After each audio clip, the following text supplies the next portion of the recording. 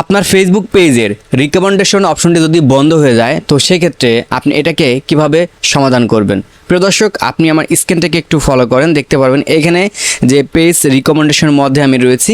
এখান থেকে এই পেজের যে ভিডিওগুলো রয়েছে বা দেখা গেছে যে পোস্টগুলো রয়েছে আগের তুলনায় কিন্তু মানুষের কাছে সাজেস্ট করবে না।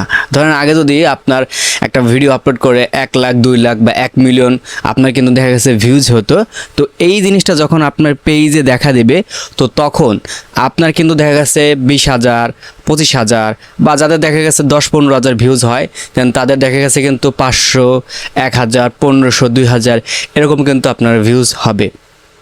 তো এটা যখন আপনার পেজে আসবে তখন আপনি মনে করবেন যে হ্যাঁ আপনার পেজে কোনো কোথাও ভুল আছে, তো সেই ভুলগুলোকে আপনাকে খুঁজে বের করতে হবে, দেন ওগুলোকে আপনাকে ডিলিট করতে হবে, দেন তাহলে কিন্তু পুনরায় আপনি আপনার এই পেজটা রিকমেন্ডেশনে কিন্তু নিয়ে আসতে পারবেন।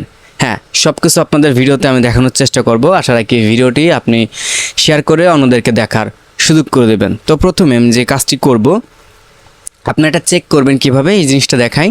আমি আশা রাখি আপনারা জানেন যে কীভাবে এটা চেক করে, তারপর আপনাদের দেখাই, কেননা অনেক দর্শক রয়েছে দেখা গেছে বিষয়টা কিন্তু তারা এখনও জানে না। আমি ফেসবুকে পেজে চলে আসবো, আসার পর সেটিং অপশনে আসবো, স্ক্রল ডাউন করে এখান থেকে পেজ সেটিংয়ে চলে আসবো, তারপর নিচের দিকে চলে আসবো। নিচের দিকে চলে আসার পর আমরা পেজ রিকমেন্ডেশন এই অপশনটাতে চলে আসবো। আমরা এখানে আসার পর দেখতে পারবেন আমার এখানে কিন্তু ঠিক আছে, এবং আমার পেজে মোটামুটি ভিউজ সংখ্যাও আলহামদুলিল্লাহ ভালোই আসতেছে, ঠিক আছে, রিচও ভালো পৌঁছাচ্ছে। তবে এখানে আপনারা দেখতে পাচ্ছেন এই যে পেজ সাম ভায়োলেশন, তো এটা থাকলে আপনার পেজ কোয়ালিটিতে একটু সমস্যা হতে পারে বা একটা ঝামেলা তৈরি হতে পারে।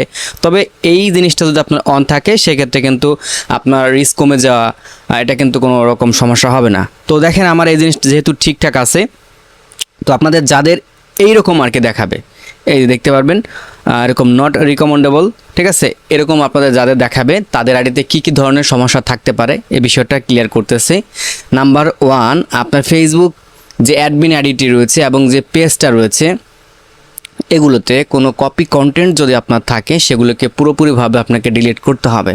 যদিও এখানে অনেক লেখা রয়েছে, এই বিষয়টা আপনাদের সংক্ষেপে বোঝানোর চেষ্টা করতেছি, না আবার বলে দেই, দেখা গেছে আপনারা ভুল ধরতে পারেন।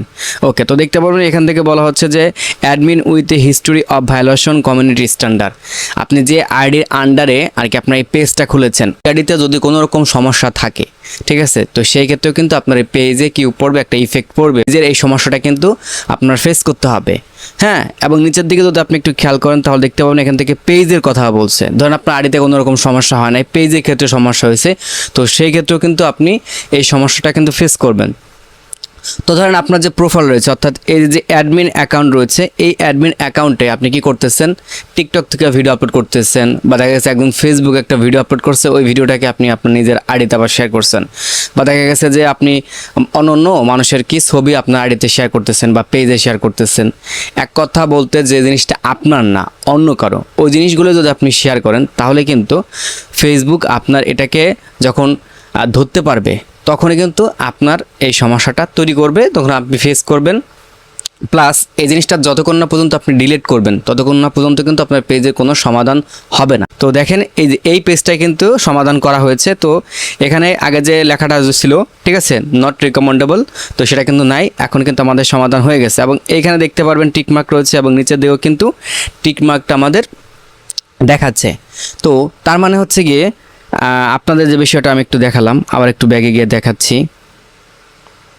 এই যে যখন আপনার পেজে একটু সমস্যা হবে তখন কিন্তু আপনার লেখাটা দেখা দেবে, এবং এখানে শুধুমাত্র যে আপনার অ্যাডমিন আইডি প্লাস হচ্ছে গিয়ে আপনার যে পেজের কথা বলছে, তো আপনার ভিডিও বানানোর ক্ষেত্রেও কিন্তু কিছু সতর্ক অবলম্বন করতে হবে। যেমন এখান থেকে আপনি দেখতে পাচ্ছেন কোনো রকম ক্লিকবেট, কোনো রকম স্প্যাম, হ্যাঁ, কোনো ধরনের সেক্সুয়াল কন্টেন্ট, এইরকম কোনো কিছু কিন্তু শেয়ার করা যাবে না। তো এখন আপনাদের আমি একটু সংক্ষেপে বোঝানোর চেষ্টা করতেছি যে ফেসবুক আইডি দিয়ে আপনি ফেসবুক পেজ ক্রিয়েট করেছেন, ওই আইডিতে কোনো রকম কপি কন্টেন্ট আপলোড করা যাবে না, সেটা ফটো, ভিডিও, টেক্সট, ইমেজ, ঠিক আছে, এরকম যে কোনো কিছু হইতে পারে, তো এগুলো আমরা করব না। যদিও দেখা গেছে আপনি বারবার করতেছেন, এখন পর্যন্ত আপনাকে ফেসবুক এটা ধরে নাই, কিন্তু সামনে কিন্তু ধরবে, যখন ধরবে তখন আপনার কিন্তু সমস্যা হবে। তো রিসেন্টলি কয়েকদিন আগে কিন্তু এই সমস্যাটা অনেকে দেখা দিয়েছিল, তো ওটা ফেসবুকের একটা বাগ ছিল, তো যার কারণে কিন্তু সবার আসছিল, তো দেখা গেছে অনেকে কিন্তু চলে গেছে। তো অনেকের কিন্তু এখন পর্যন্ত আপনাদের যায়নি, তো তাদের কি করতে হবে, আপনার আইডিতে যত রকম কপি জিনিসগুলো রয়েছে অ্যাডমিন আইডিতে সেটা আপনি রিমুভ করে দেবেন। এরপর আপনার পেজে যতগুলো কপি কন্টেন্ট রয়েছে সেগুলোকে আপনি ডিলিট করে দেবেন। আপনার কাছে যদি মনে হয় যে আমি একটা ভিডিও তৈরি করেছি, সেই ভিডিওতে ক্লিকবেট জাতীয় কিছু রয়েছে বা স্প্যাম জাতীয় কিছু রয়েছে, সেগুলোকে আপনাকে ডিলিট করতে হবে। ডিলিট করার 4 থেকে 5 দিন পর আপনি দেখতে পারবেন যে আপনার অ্যাকাউন্টে যে সমস্যাটা ছিল সেটা কিন্তু সমাধান হয়ে যাবে। একটা বিষয় সমস্যা হয়েছে সেটা কিন্তু সারতে একটু দেরি লাগবে। সাপোজ ধরেন আপনার জ্বর হয়েছে, এখন জ্বর আপনি যখন একটা ওষুধ খাবেন সাথে সাথে কি আপনার ঠিক হয়ে যাবে? হবে না কিন্তু। তো আপনাকে কিন্তু নির্দিষ্ট কয়েকটা দিন অপেক্ষা করতে হবে, ধরেন 1 সপ্তাহ, তারপর দেখা গেছে 4 দিন 5 দিন, হ্যাঁ মাঝে মাঝে আপনার একটু মাথা ব্যথা থাকতে পারে আর কি। তো পরে কিন্তু আপনি সুস্থ হয়ে যাবেন। তো এই সিস্টেমগুলো হচ্ছে এমন, যখন আপনি এখানে কাজ করবেন, যখন একটা সমস্যা ধরা পড়বে তো সাথে সাথে কিন্তু এটা সমাধান হবে না।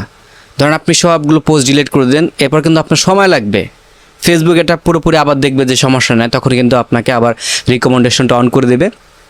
আগের মতো আপনি ভিউজ পাবেন, আগের মতো আপনি এঙ্গেজমেন্ট পাবেন, ঠিক আছে? তো টোটালি হচ্ছে এই বিষয়টা। আশা রাখি আপনাদের ভিডিওতে বোঝানোর চেষ্টা করেছি। যদি আপনি কাজগুলো করে থাকেন সেগুলোকে ডিলিট করে দেন, ইনশাল্লাহ আপনার সকল সমস্যার সমাধান কিন্তু হয়ে যাবে। তো যদি আপনি মনে করে থাকেন হ্যাঁ ভিডিও থেকে আপনি কিছু শিখতে পেরেছেন, ভিডিওটা দেখার পর আপনার উপকার হয়েছে, তাহলে ভিডিওটা শেয়ার করে অন্যদেরকে দেখার সুযোগ করে দেবেন। দেখা হবে নতুন আর একটা ভিডিওতে। আল্লাহ হাফেজ।